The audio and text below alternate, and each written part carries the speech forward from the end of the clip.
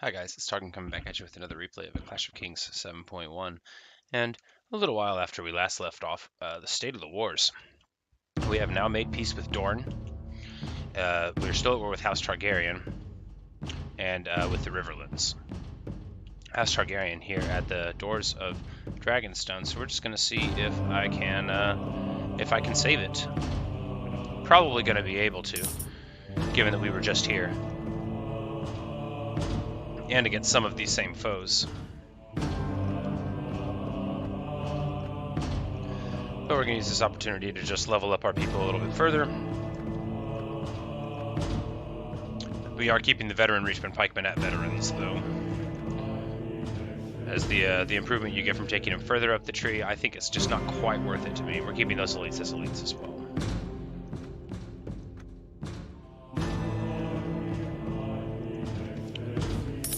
Just sort of experimenting with taking less elite troops with me to fill up the armies and see how that works out.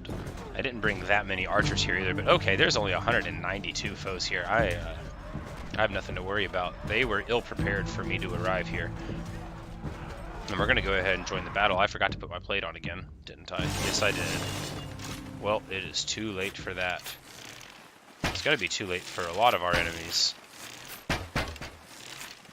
And basically we're looking for anybody with a bow sort of motion to pull out from the middle of these armies, but since we're not seeing it, we're just going to fire. I'm not going to run out of arrows here. I am not going to be able to shoot probably past this first little bit, but there's a vanguard there. I could actually hit him, maybe, or I can keep on shooting these guys in the shield. There we go, there's a vanguard down, and it looks like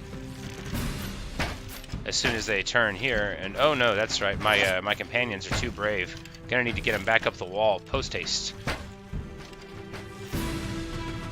Those archers really stepping somewhere I wish they weren't. Gonna have the cav companions back a little bit with the foot companions on far side to support and be able to get more of those good archery shots in. And so many of us on the wall here, just trying to get ready, and Garrett Longme trying to back up, Finna trying to back up. We'll see if they do or not. I received 0 damage from a low quality archer and 6 damage from a slightly higher quality archer. All this is making me feel like I shouldn't be standing there, and yet no choice but to continue on. As of course, any soldier I don't kill is still going to be swinging at my forces. And this first group is a lot harder to deal with than all the others, as it's much larger. And I'm already down to about 75% health. That's a Lord or a Heavy Knight. There we go. Sir Dennis Strong taken out. And as they try to come up the wall, just totally getting murdered once more. A whole lot of Golden Company Knights here without their horses. They're not nearly as fearsome. They're basically just some mildly good elites without the horses. They don't have the good head armor. They don't have any great weapons. They don't even have the super awesome plate armor. So going down fairly quick and taking another 10 damage, probably from an arrow, I think. Yep, that's exactly what happens.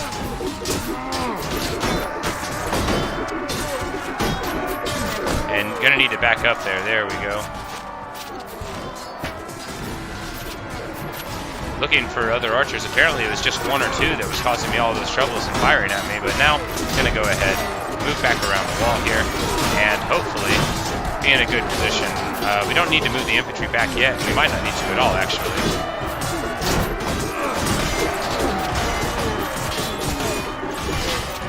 He's certainly trying to get us, but of course, a couple good parries. And now, before you know it, done with the first wave.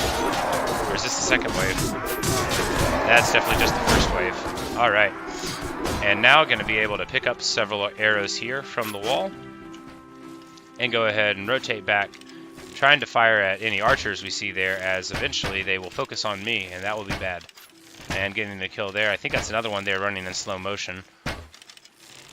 And it looks like we got a Targ Knight right here. If we can get him.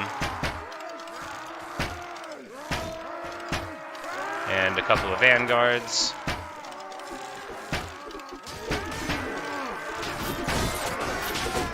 Putting on an archery clinic, but I'm going to have to move over and start swinging my halberd soon, I think. But doing very well there, and it looks like we're going to be defending Dragonstone here with very minimal losses, as planned. And of course, this is the sort of a repetitive thing that just in-game Mountain Blade is all about, though. You get your opponents to take a battle that's bad, and then you take advantage of that. Alternately, you go into a battle that's worse than you thought, and then you lose most of what you were running around with. But it's not like losing everything. I still have about 900 forces in King's Landing.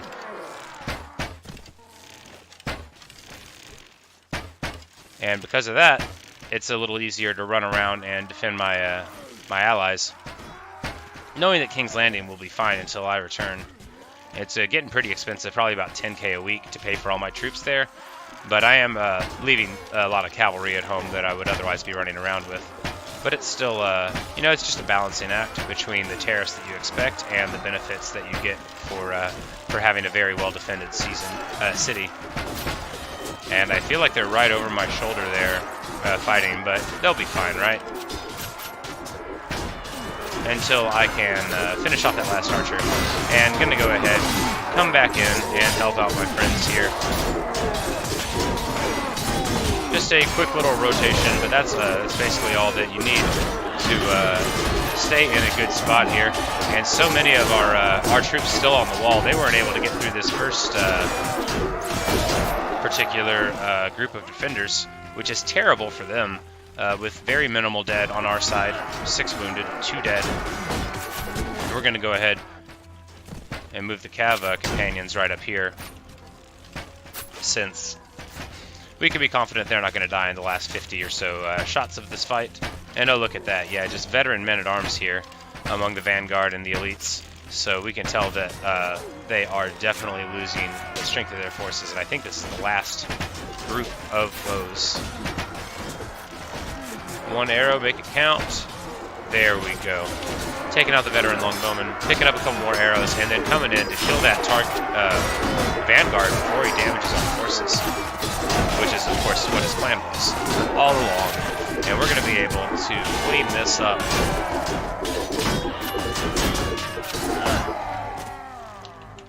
And that'll be all. We're going to go ahead and charge our forces out to clean up the mess.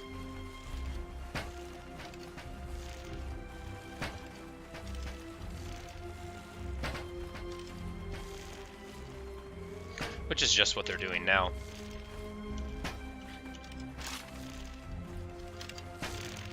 Or attempting to. And apparently they want me to set an example for them. That's chancy, but we managed to get 1 kill. And where is the last enemy standing? Maybe if we tell everybody to stand outside, they will run down. Can I do them that? There we go. And those archers now understand where the enemy is at. So we're just going to go ahead and charge, and maybe this will work. Or maybe they will run back to their normal positions on the wall. We will see. But I'm going to go ahead and run down. Who are they shooting at and where? Oh, there we go. 1 not very brave fella hanging out. 2 not very brave fellas. We're going to go ahead and take some fall damage. Oh, boy. Well, we're going to tell everyone to follow us to deal with these enemies here. And some of my forces will even listen to me.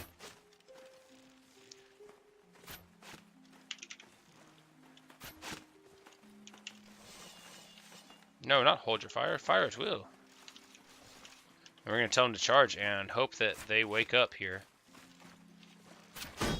Or that I can win this fair fight. And the shield pops. And of course, that's all that was written for him. We can see that we really did try to kill them. Looks like we shot about 100 times at these 2 fellas, so they definitely were paying their weight, pulling their weight, and earning their pay. Gorso Darien, my prisoner now.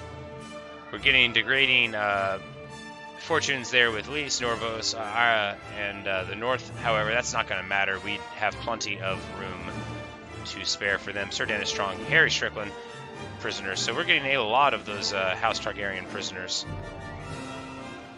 Which feels excellent, of course. And we're going to go ahead and grab those random peasants to bring them back to King's Landing. And the siege of Dragonstone totally broken. Norvos and Dragonstone have made peace. How nice for them. Gold chalice is still a little expensive, but I have been running around and selling a bunch of stuff, so it's not really that much of a surprise to me. Just buy some bread and fish. You always want to keep your food stocked up. And then we're going to run home and deposit some of this army, especially those peasants who I have no call to be running around with, really. And they're not going to be doing any work, but they are free, and or rather, they are 8 dinars apiece to pay. But that's the price of a levy, and I didn't have to buy them in the first place, so that's all right.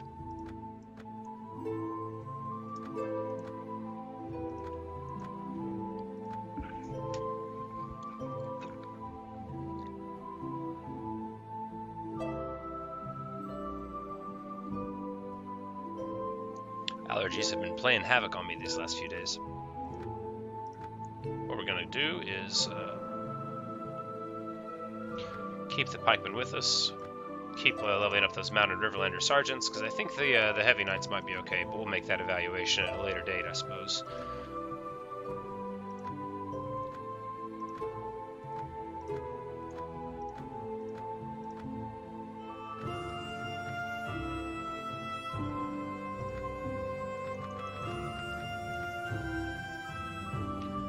Right now, basically, we have if we had 10 or 11 archers with us, this would be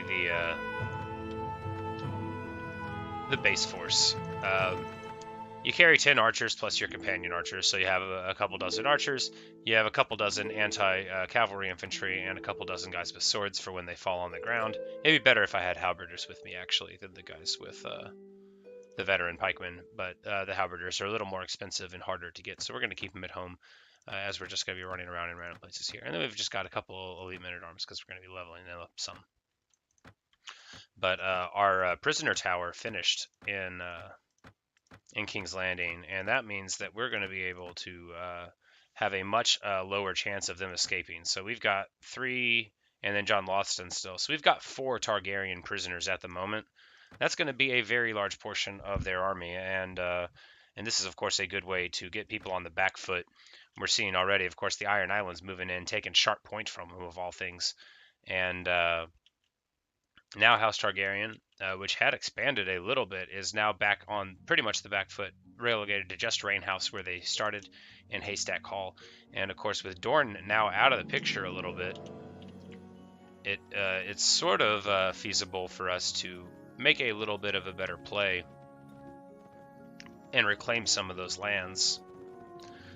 Large groups of honorable men traveling around the center, making me happy because, of course, they are dealing with broken men and such that would otherwise be hurting my trade prospects and villagers. We're going to sell them John Lothston for some silver because that's what we do. We're not going to put a tax on anything new. We're going to take a look at this budget. We've been upside down at revenue in Tumbleton for a couple weeks, so I'm going to go ahead and sell that off. The way to do that is you go to your dye works and you talk to the master dyer, or of course whatever enterprise you have. And the bowl of dye just isn't worth much right now, and so we're going to tell them that we can't continue the enterprise, get 8,200 coins out of it at least. And maybe there's a different enterprise in Tumbleton that'll be worth doing.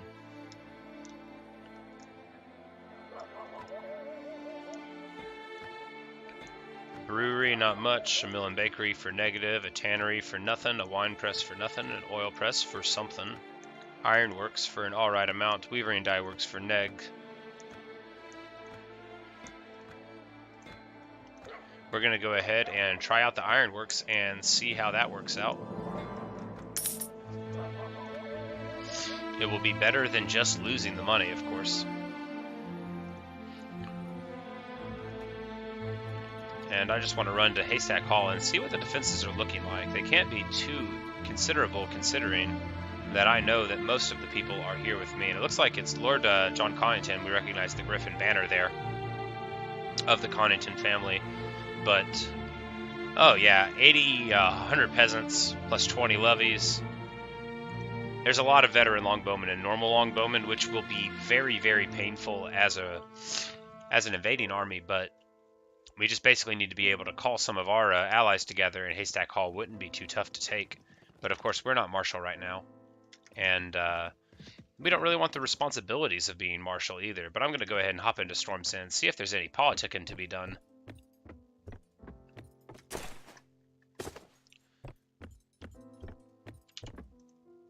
And he's happy that I killed Aegon Targaryen, and it looks like there is no politicking to be done.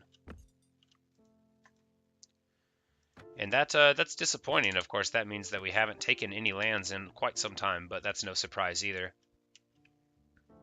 And it looks like a little minor defensive Dragonstone in which we killed 260 men will be good. And okay, well, that's definitely going to be the next phase of our lives, because the Westerlands have declared war against the Stormlands, and this nice little lull due to Dorne being on our side is now utterly over. Edgar Buckwell is our enemy, hand inside there, but we're going to go ahead and try to get home.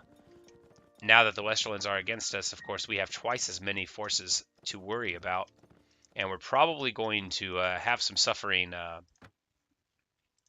in our pocketbook.